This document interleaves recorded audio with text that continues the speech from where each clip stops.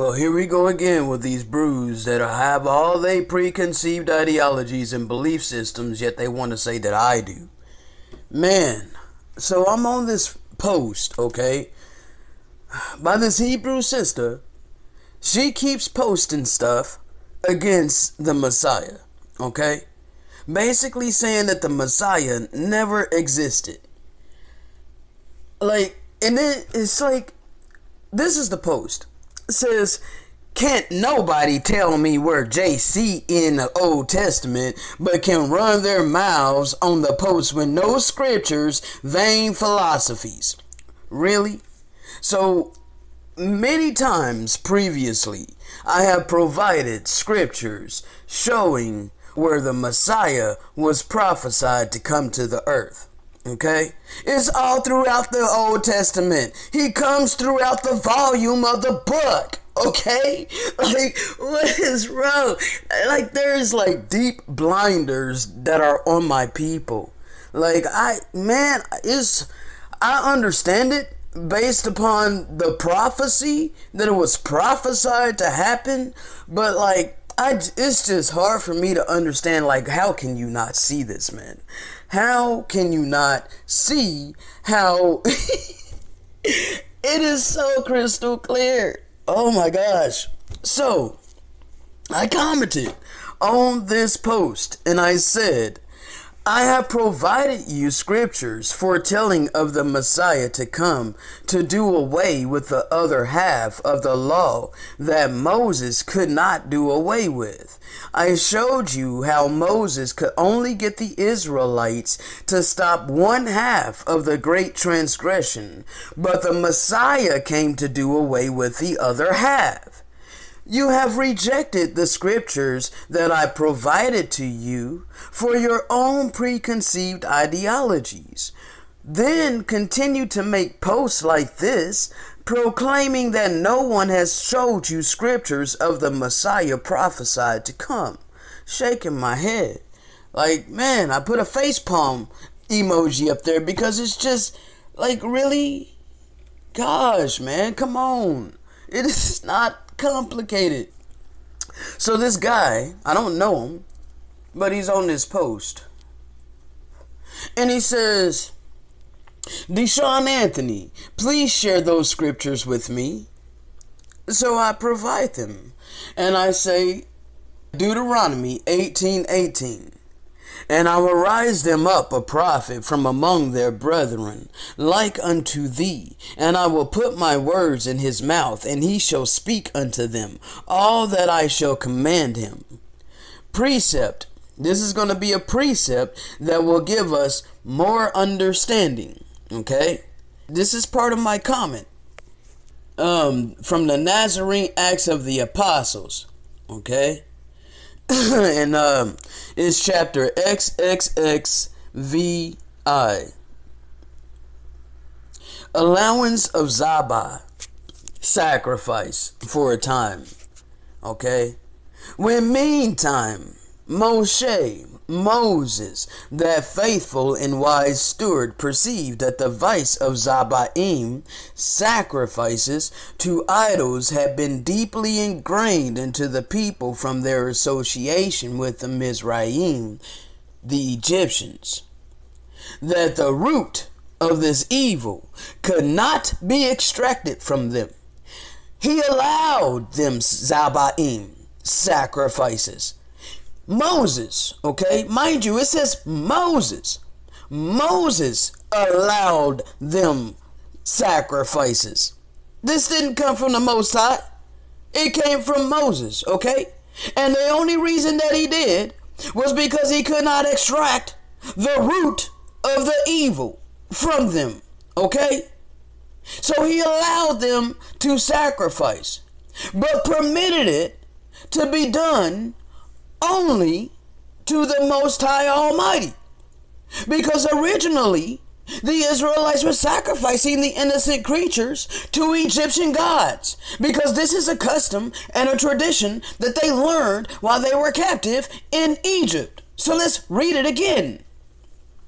When meantime, Moses, that faithful and wise steward, perceived understood, he understood that the vice, the grip, the strong delusion of Zabaim, sacrifices to idols, have been deeply ingrained into the people from their association with the Egyptians, and that the root of this evil could not be extracted from them.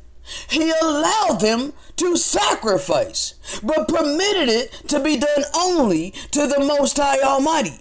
To at least admit that he is the one that created all things. He's the one that created the animals that you're wanting to slaughter and offer up as a bloody sacrifice unto him.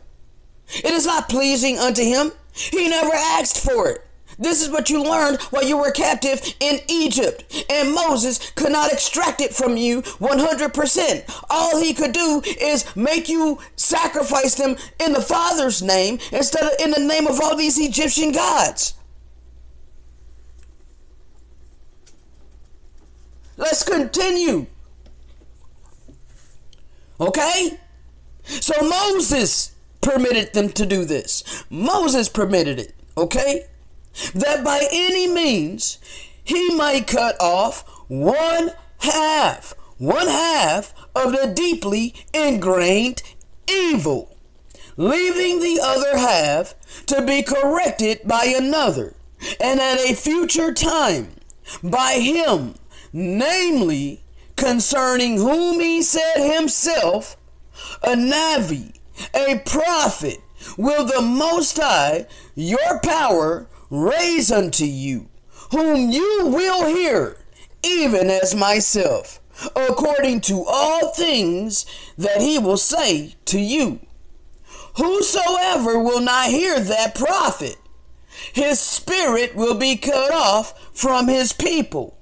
This dude's still arguing with me. While I was reading that, he is still commenting on this post, tagging me in it, okay? So he replied and said, what is the context of Deuteronomy 18? And why do the people need a prophet? My response, the people chose Moses at that time to speak to the Father and then convey to them what he said because they were afraid. All right? They were afraid. They were deeply frightened. And they petitioned Moses to speak to the Most High and get what he says and then relay it back to them. And then Moses didn't really want to talk to the people because he didn't really speak Hebrew. So he needed Aaron as his spokesperson, okay, as his mouthpiece.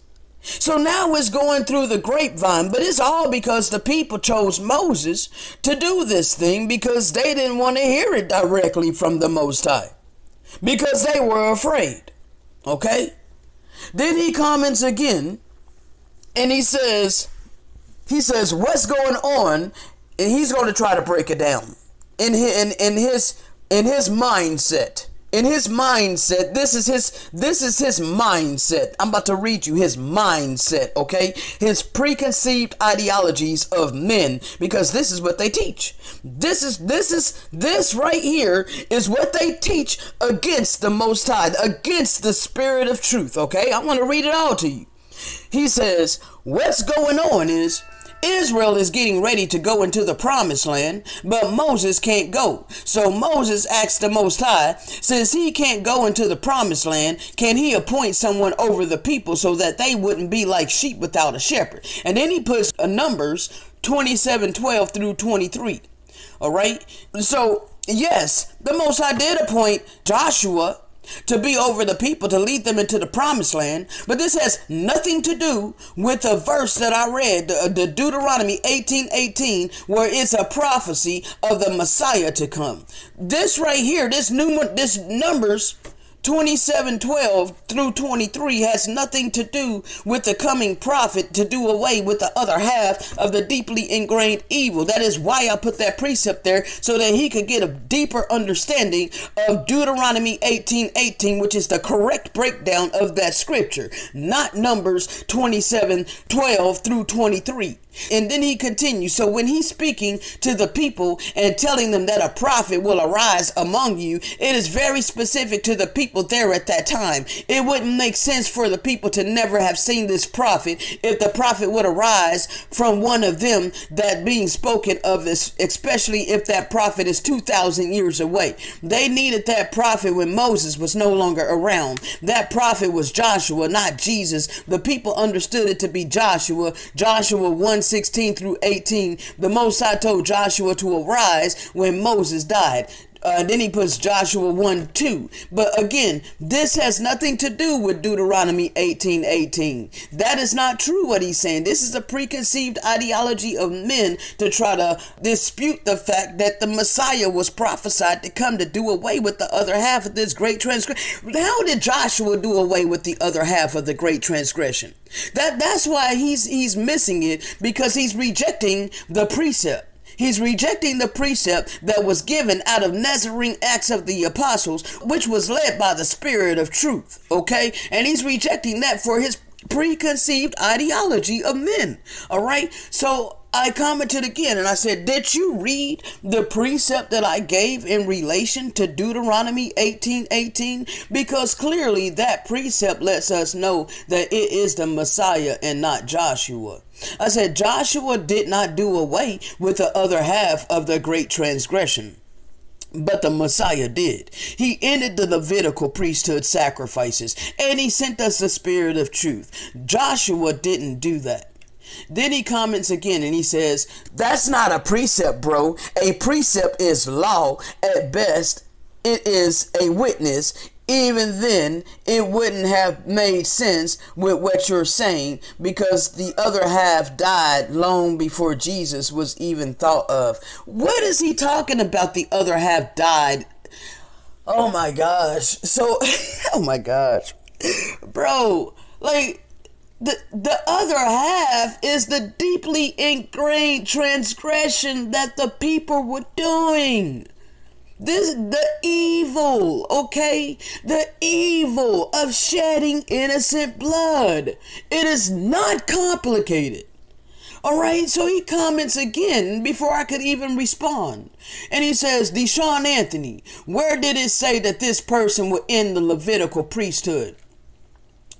Like, I was responding back as he put that. So I said, suit yourself. You asked for the scriptures and I have provided them.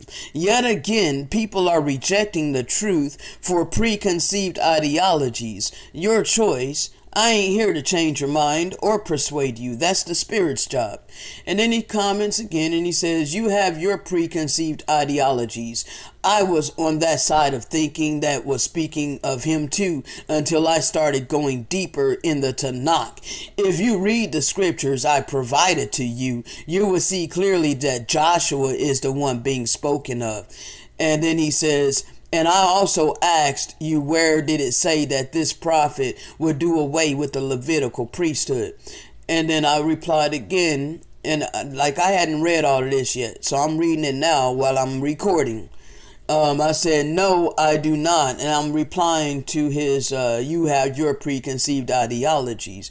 I said, no, I do not. I have questioned and let go of all of my preconceived ideologies and belief systems. I trust in no man, no written words and pages of books. I rely wholeheartedly on the Spirit of truth that the Messiah came to send to us. It dwells within me. I do not interpret scripture by any man, but by the Spirit, and the Spirit of truth is one with the almighty power. There is no division, no ideologies, no private interpretations, etc. It is one, and the truth of the Most High power does not change.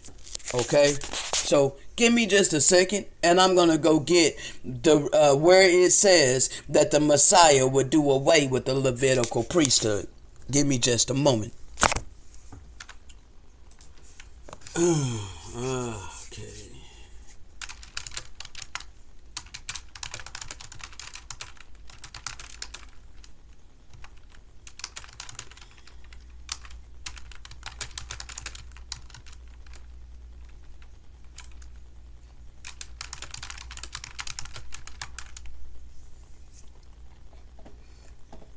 Just a moment. And this is just on the spur of the moment. I didn't plan this. It's just, man. I try not to keep going back and forth with these brews, but when they ask questions, I'm going to provide it for them. All right.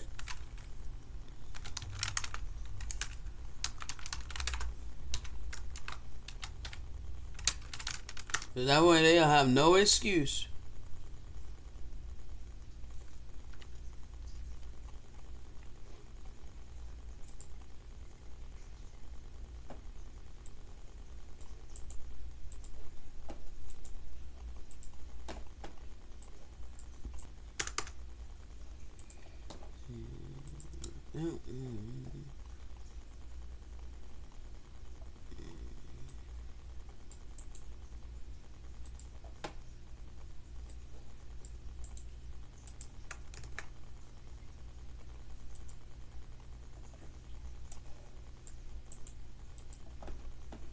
I don't like this water, bro.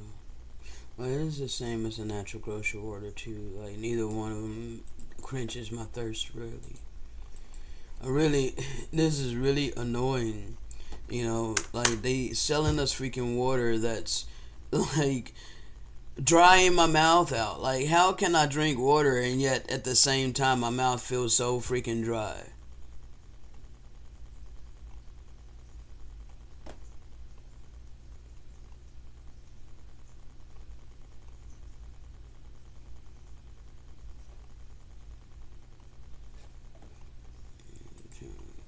Second, because I'm going to get precepts outside of the so-called Holy Bible. Because see, they took this understanding out of the so-called Holy Bible, and that's what my people are not understanding. You want to stay in the 66 books and possibly even read the Apocrypha, but you don't want to go outside of the compiled so-called Holy Bible. There's much, much more outside of your 80 books.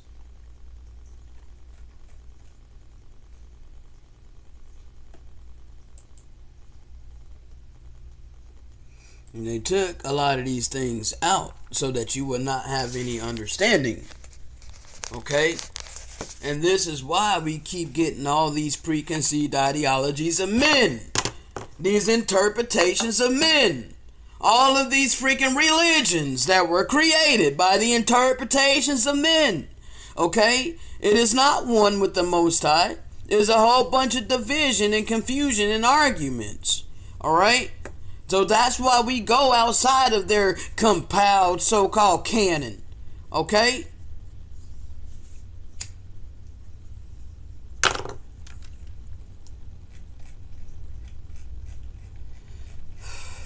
Give me just a moment. Yeah.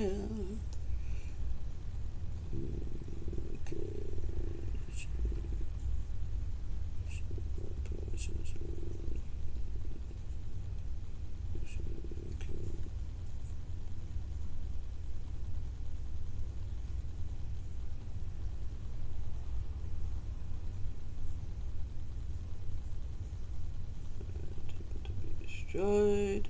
The temple was destroyed, and the wicked Levitical priesthood went into captivity.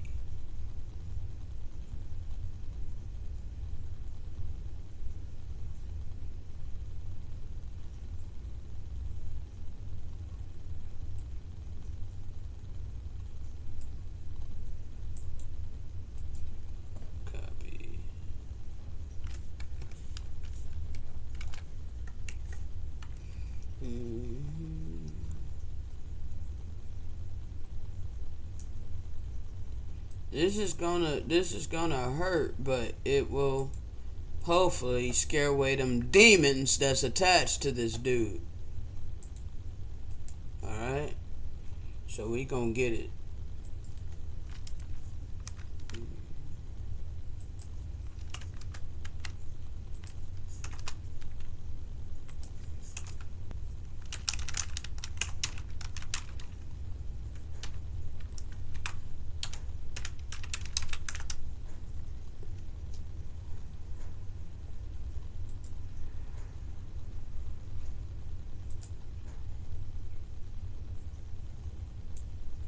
And the Israelites went into captivity.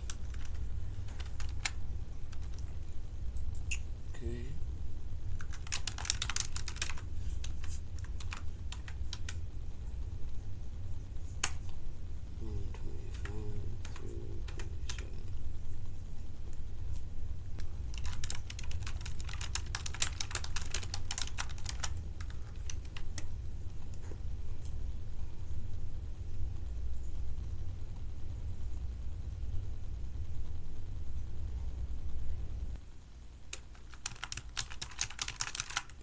That you offer the time of the sacrifices, having now passed away. And because you will not acknowledge that the time for offering victims is now past, therefore the Hekel, the temple, will be destroyed. And the abomination of desolation will stand in the devoted place. And then the Basar will be preached to the Goyim Gentiles for a testimony against you, that your unbelief may be judged by their faith. For the whole world at different times suffers under diverse maladies. Let's find out what that is. Maladies. And then we're going to connect this to a true historical record. Alright? So, a disease or ailment.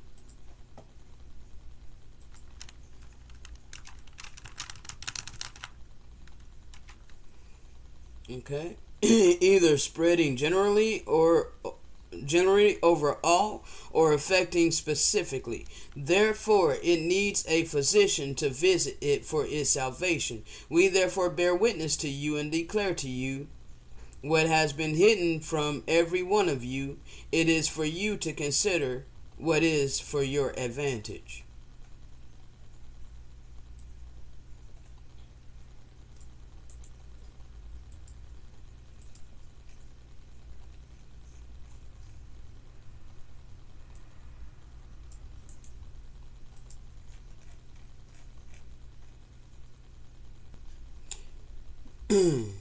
Alright, hold up.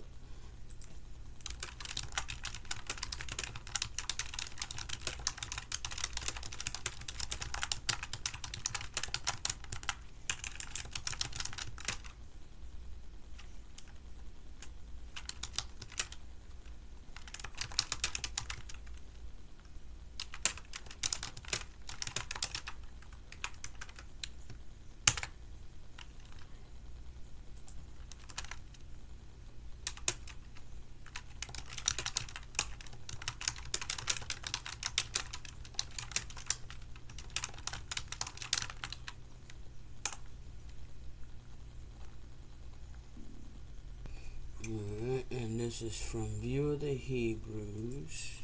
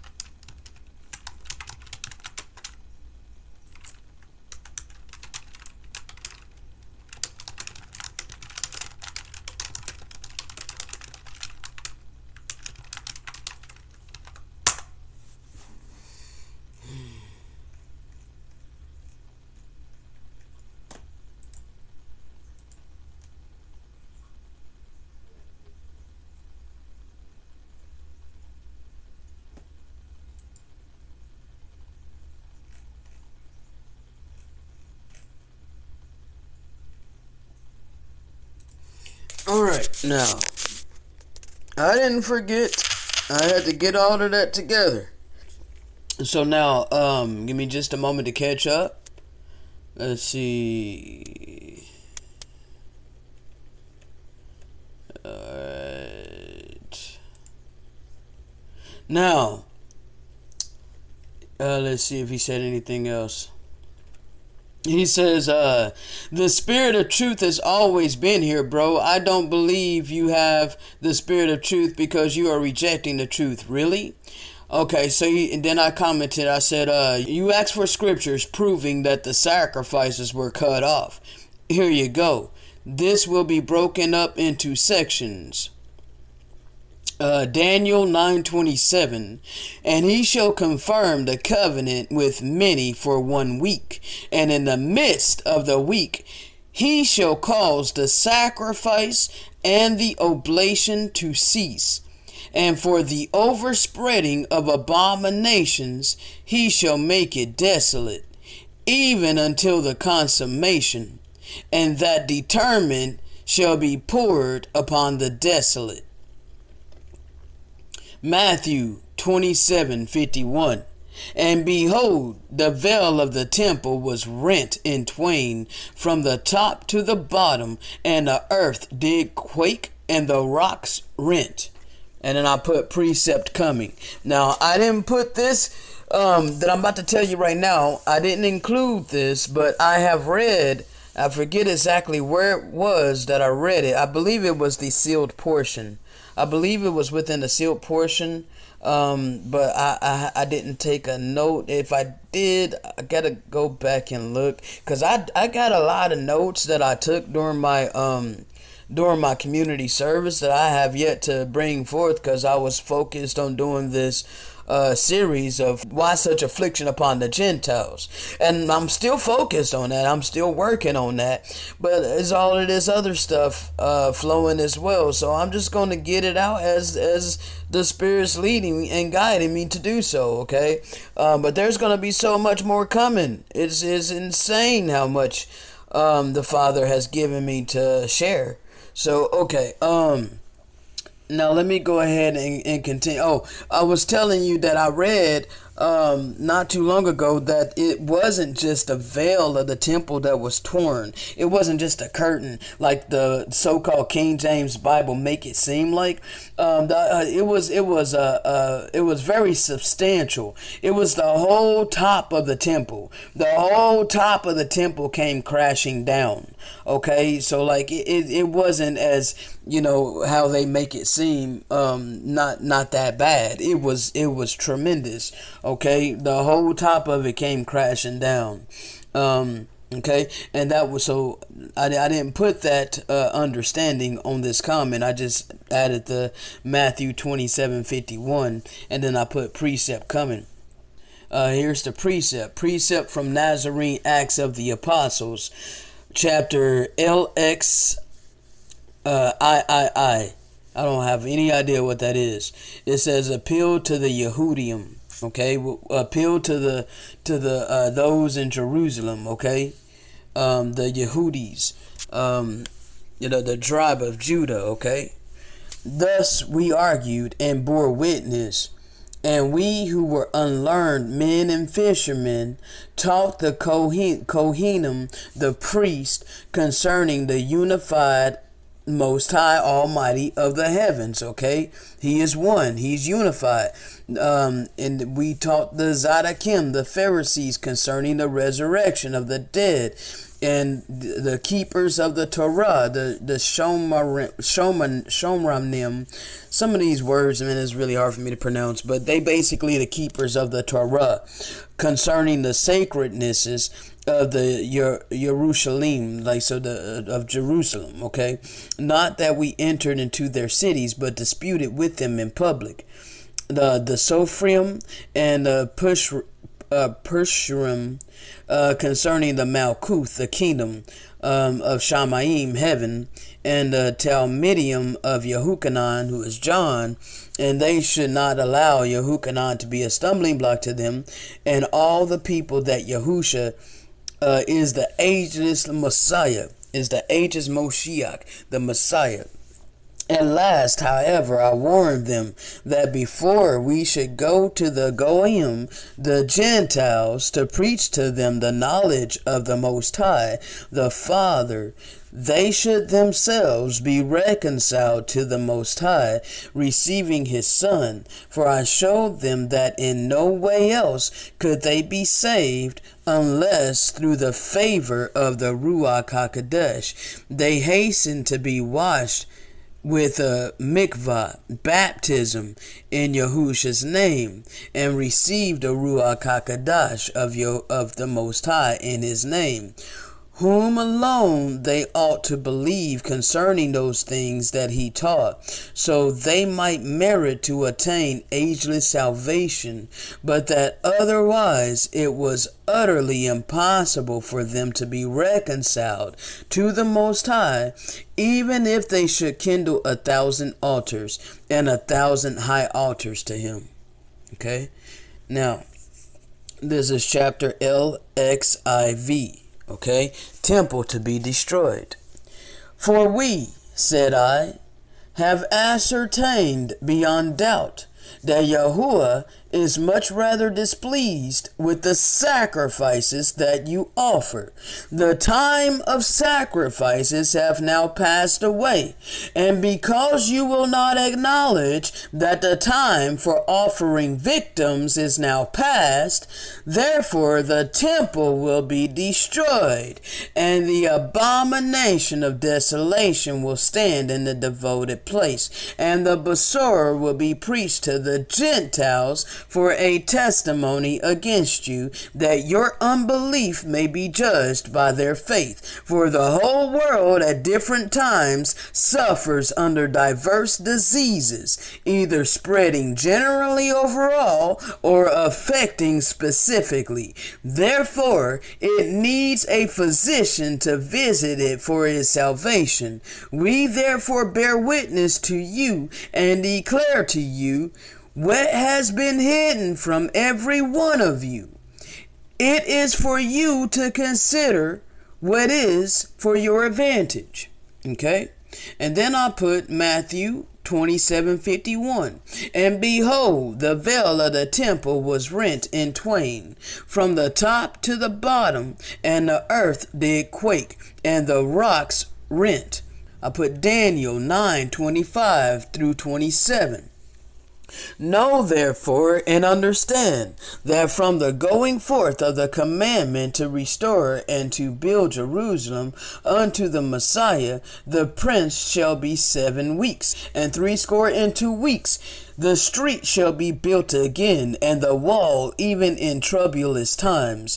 And after 62 weeks shall the Messiah be cut off, but not for himself. And the people of the prince that shall come shall destroy the city and the sanctuary, and the end thereof shall be with a flood, and unto the end of the war desolations are determined.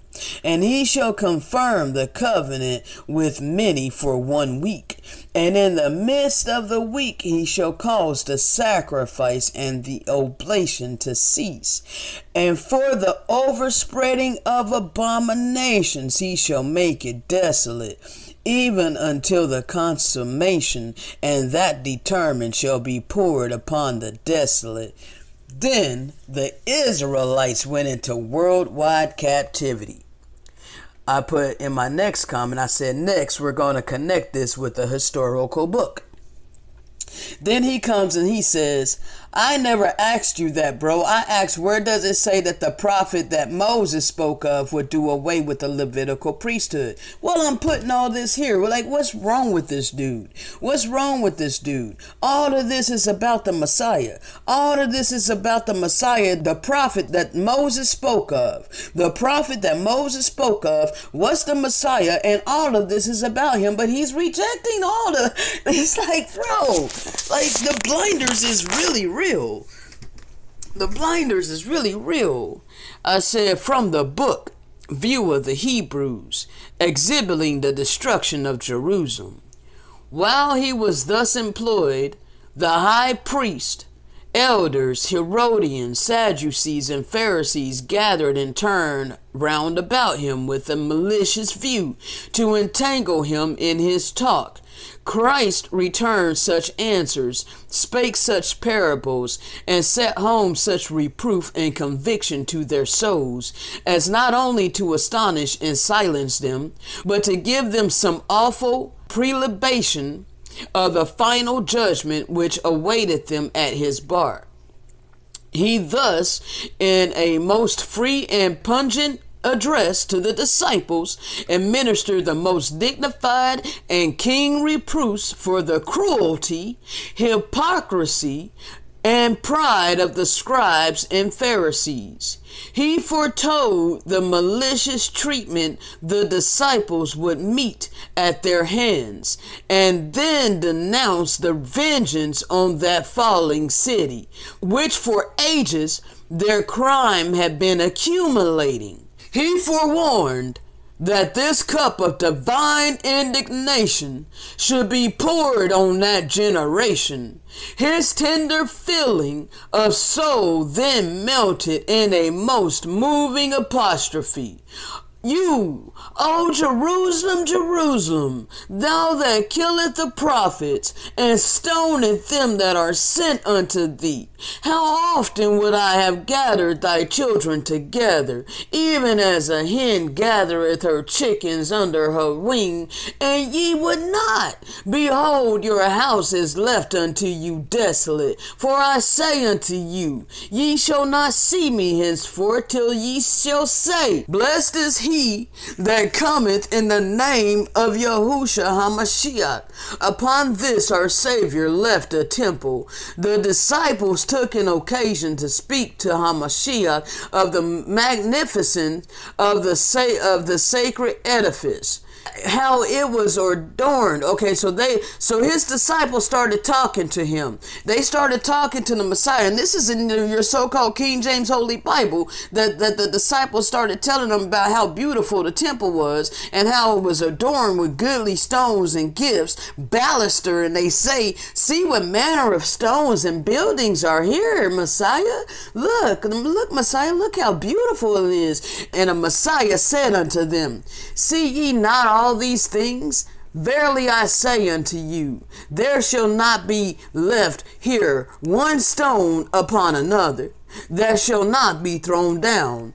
How very unlikely must such an event have seemed, but it was indeed fulfilled upon that generation. It was indeed fulfilled upon that generation. It was indeed fulfilled upon that generation. Matthew 24:2, and Yahushua said unto them, see ye not all these things? Verily I say unto you, there shall not be left here one stone upon another that shall not be thrown down. I said, now you can choose to remain in your beliefs all you like, but you will give account on why you chose to hold on to all of those things taught to you by men and have rejected his word via the spirit of truth. I will leave you with the omens that were given to the stiff-necked Israelites before the destruction of Jerusalem. Luke 21:11, and great earthquakes shall be in diverse places, and famines and pestilences, and fearful sights and great signs shall there be from heaven.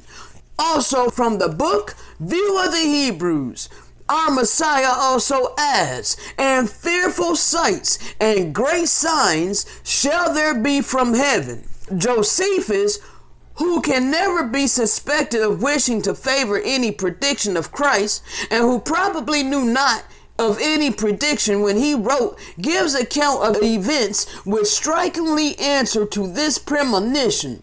Speaking of the infatuation of his countrymen in running after impostors, while they neglected the plainest admonitions from heaven, he gives account of the 7 following events.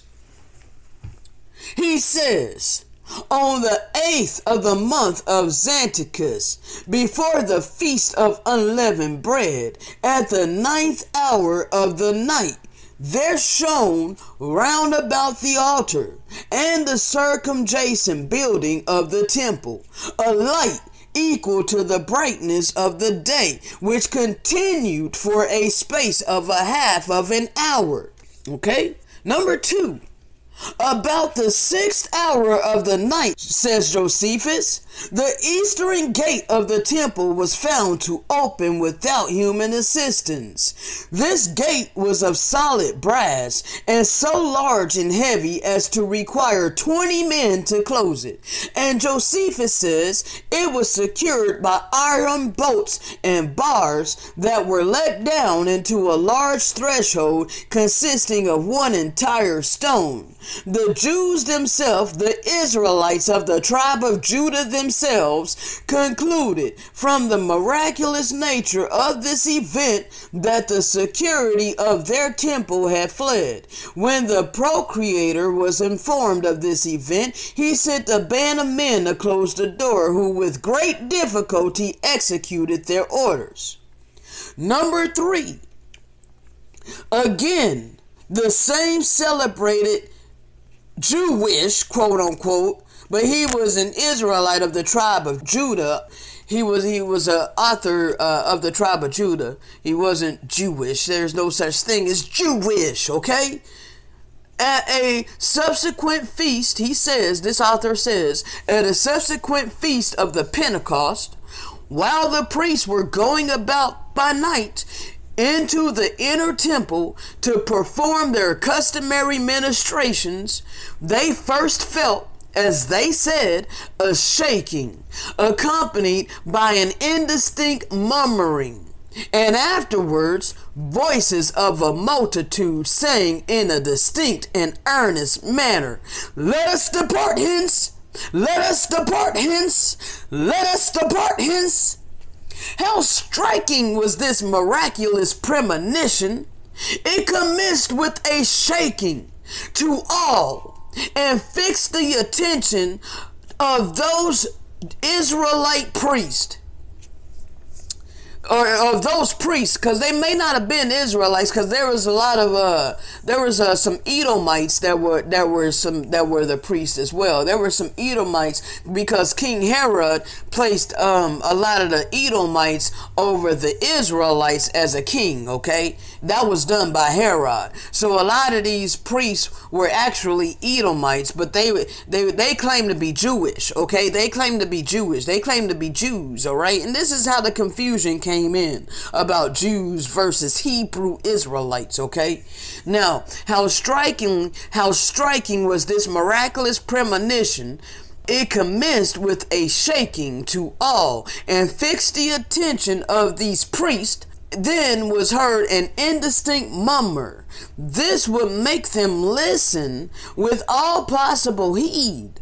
Then they heard distinct voices as of a multitude in great earnest and haste. "Let us depart hence! Let us depart hence! Let us depart hence!" And their last fatal war with the Romans commenced before the next season for celebrating this feast. To this day, we got Israelites saying, but you gotta have lamb on the Passover. Are you serious, bro? That's a strong delusion. That is a literal strong delusion. They've been through 400 plus years of captivity, okay, for these transgressions. And yo stiff-neck ass wanna continue it.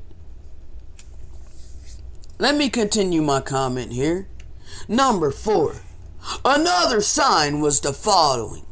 The same author says, a meteor resembling a sword hung over Jerusalem during one whole year. This could not have been a comet, for it was stationary a whole year, and seems from the words of Josephus to have been much nearer than a comet, and appeared to be appropriated to that city. This reminds one of the sword of the destroying angel stretched out over Jerusalem in 1 Chronicles 21. This stationary position of the sword for a year was a lively indication that the impending ruin was fatal. Number 5. Josephus says again, as the high priests were leading a heifer to the altar to be sacrificed, she brought forth a lamb in the midst of the temple. Most striking rebuke to those infidel priests who have rejected the Lamb of the Most High, who has shed his blood once and for all and abrogated, did away with the Levitical sacrifices, which yet they were impiously continuing. They were continuing it blatantly. Didn't care that the Messiah was murdered over this. Okay? And that he caused the oblation to cease. They continued it. They continued in the great transgression. Even after they murdered all of the prophets and then they murdered the Messiah. The temple was destroyed and the Israelites went into worldwide captivity for 400 plus years, being evilly treated all over the earth, being shot down by police here in the Americas over and over and over and over and over again. We're marching over and over and over and over again. Civil rights movements, and we've been sprayed with freaking water hoses and all of these atrocities that happen to us, letting the dogs are loose on us. Come on, man. Come on. Wake up out of the strong delusion. Wake up out of the strong delusion, damn it. Wake the hell up out of your strong delusion. All right? All right? Wake up. Wake up. Wake up. Okay? 400 plus years of captivity and you still want to continue in this transgression? Are you kidding me?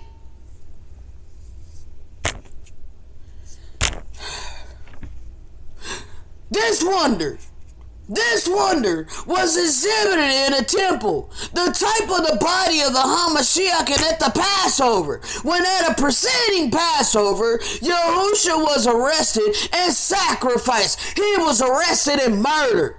And it took place before the high priest and at their attendants, so that they could never complain for want of evidence of the fact. They wanted to see it. They wanted to have front row seats of the murder of the Hamashiach that came to put an end to this wickedness, yet they kept impiously continuing it. Number 6. This author says, soon after the feast of the Passover, in various parts of the country, before the setting of the sun, chariots and armed men were seen in the air, passing round about Jerusalem. This strange sight occurring before sunset and being seen in various parts of the country must have been a miraculous portent, a sign from heaven. The Israelites, or the Jews, the priests and the scribes, had said, what sign showest thou? They had already fixed their mouth to ask the Messiah, what sign? What sign? And now they have an abundance of signs. The Jews said, the Israelites, stiff-necked Israelites of the tribe of Judah have said, what sign showest thou, that we may see and believe? Now they had their signs in abundance, yet they would not believe. Number 7. The last and most fearful sign Josephus relates, that one, Jesus, the son of Ananias, a rustic of the lower class, appeared in the temple at the Feast of Tabernacles and suddenly exclaimed, a voice from the east, a voice from the west, a voice from the four winds, a voice against Jerusalem and the temple, a voice against the bridegrooms and the brides, a voice against the whole people. These words he continued to exclaim through the streets of Jerusalem day by day and by night with no cessation, unless that was needed for the support of nature, unless he had to go to the bathroom to relieve his bladder or to take a dump. For 7 years, for 7 years, he exclaimed that. For 7 years, he commenced in the year 63, while the city was in peace and prosperity. He started it. So he began to start, okay? All right, so he started it in the year 63, while the city was in peace and prosperity, and terminated his exclamations only in his death amidst the horrors of the siege in the year 70. This strange thing, when it commenced, soon excited great attention, and this Yahusha was brought before Albinus, the Roman governor, who interrogated him, but could obtain no answer except the continuation of his woes. All right, so they were trying to like get him to shut up. So they were taking him to court. They were taking him before the Roman governor and everything, trying to make him shut up because he kept saying this over and over and over again. All right. He commanded him to be scourged, but to no effect. During the times of festivals, this cry of his was peculiarly loud and urgent. After the commencement of the siege, he ascended the walls, and in a voice still more tremendous than ever, he exclaimed, "Woe! Woe to this city, this temple, and its people!" And then he added, for the first time for the 7 years, "Woe! Woe to myself!" And the words were no sooner uttered than a stone from a Roman machine without walls struck him dead on the spot. Such were the signs in the heavens and in the earth, which just preceded the destruction of Jerusalem. Several of them are recorded by Tatius as well as by Josephus. The veracity of Josephus as a historian is probably allowed by all. Scaliger affirms that he deserves more credit as a writer than all the Greek and Roman historians put together. Now, I have provided you all this proof by the leading of the Spirit of truth. Your choice on whether you will read it and let it resonate with your spirit or reject it and hold to your beliefs. I'm not spending any more time on this. Shalom.